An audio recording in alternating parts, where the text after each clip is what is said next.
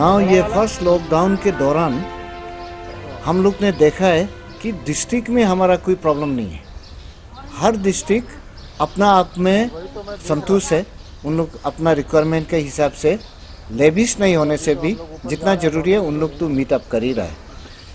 हम लोग शुरू से इसका एंटिसिपेशन किया था कि अगर हम असम से इंपोर्ट करना ख़त्म कर देगा तो हमारे स्टेट में ये प्रॉब्लम आएगा।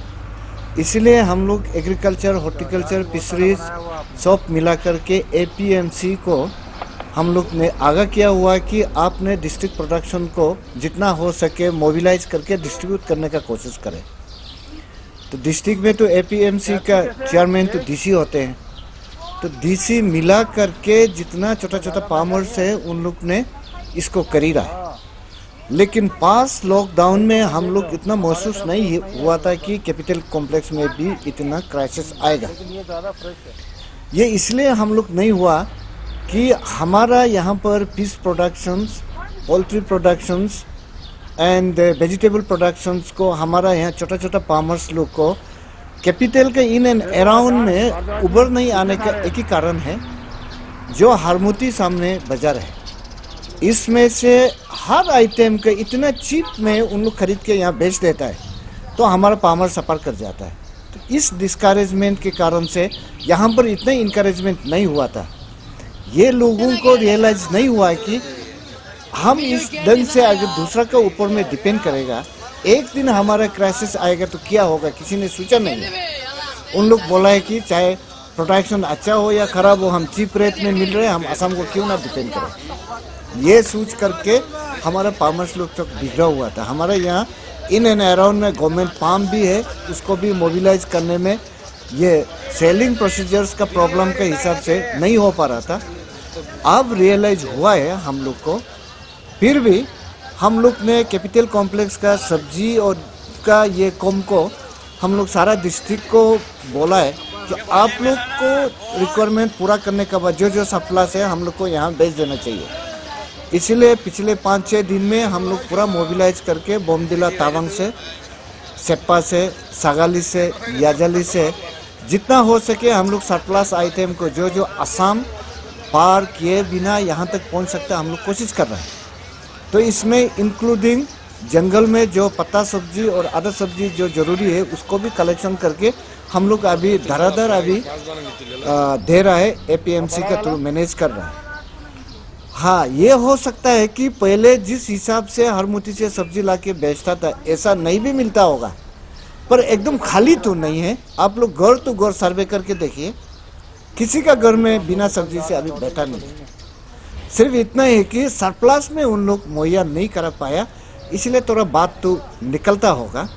नाउ मैं इस सिचुएशन को एडवांटेज लेते हुए मैं भी यहाँ का कैपिटल ड्वेलर्स को और इन एंड अराउंड कैपिटल में रहने वाले विलेजर्स लोग को इनकरेजमेंट मैं करना चाहूँगा कि ऐसा सिचुएशंस ये पहले बार नहीं है, इन फ्यूचर में भी आ सकता है। इसीलिए हम हरदम रेडी रहना है। इसीलिए कैपिटल वासियों को भी मैं बोलता हूँ कि kitchen garden everybody should do it. इसमें थोड़ा सा मेहनत करने से बहुत कुछ निकलता है। और इन एंड अराउंड में जितना हमारा गांव है और जो प्राइवेटली सेटलमेंट करके बागान वगैरह जो करना चाहता है, इन लोग को खरीद के हम लोग इनकरेज करना चाहिए। मान लो गोभी का, कैबेज का अगर 1 kg आपको 5 रुपया में हरमुती से मिलता हो, तो भले ही आप 6 रुपया दे दो, यहाँ में आपका पैदा है। यहाँ का एश्योरेंस ये है कि आप ऑर्गेनिक नहीं होने से भी सेमी ऑर्गेनिक टाइप का यहाँ से मिलेगा। एंड जो अंदर से बाहर से जो लेके आएगा कम्प्लीटली इनऑर्गेनिक होगा। आप उसको 5 रुपये में सस्ता है बोल के खरीद के हमारा फार्मर्स लोग को यहाँ मार खिलाता है। इसलिए फार्मर्स इनकरेज नहीं हो रहा है। अगर 1 रुपया 2 रुपया आगे देख के भी आप खरीद लेता है तो आज ये मोहलत नहीं आना था। हमारा यहाँ अनएम्प्लॉयमेंट भी बहुत ख़त्म हो जाना था और ये बहुत बढ़िया से चलना था।